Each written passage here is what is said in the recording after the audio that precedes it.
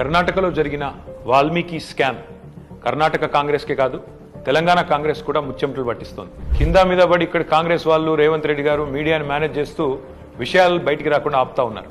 కానీ ఆ మబ్బులు కూడా తప్పకుండా 4-5 రోజుల్లో విడిపోతాయని నేను అనుకుంటాను. గవర్నమెంట్ డబ్బులు గవర్నమెంట్ అకౌంట్ల నుంచి అక్రమంగా ఏ కారణం లేకుండా సరిగ్గా పార్లమెంట్ ఎలక్షన్కు ముందు 180 కోట్ల రూపాయలు దారిమల్లినాయి. కర్ణాటక ముఖ్యమంత్రి స్వయంగా సిద్ధరామయ్య గారు అసెంబ్లీలో ఈ వాల్మీకి స్కామ్ లో భారీ ఎత్తున డబ్బులు దారిమల్లినాయని ఆయనే ఒప్పుకున్నారు. అందులో హైదరాబాద్లోని 9 బ్యాంక్ అకౌంట్లకి 45 కోట్ల రూపాయలు ట్రాన్స్ఫర్ చేశారు. దీని మీద ఎంక్వైరీ మొదలు కాగానే ఏమైందో ఏమో తెలియదు కానీ వాల్మీకి కార్పొరేషన్ అకౌంట్ సూపరింటెండెంట్ ఆఖరికి ఆత్మహత్య చేసుకున్నాడు.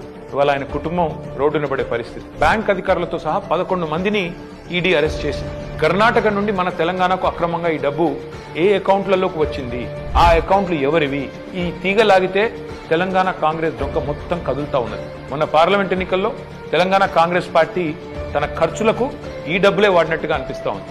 4.5 కోట్ల రూపాయలు నేరుగా V6 బిజినెస్ అనే కంపెనీకి ట్రాన్స్ఫర్ అయినట్టుగా ఆధారాలున్నాయి. ఈ V6 బిజినెస్ కంపెనీ ఓనర్ ఎవరు?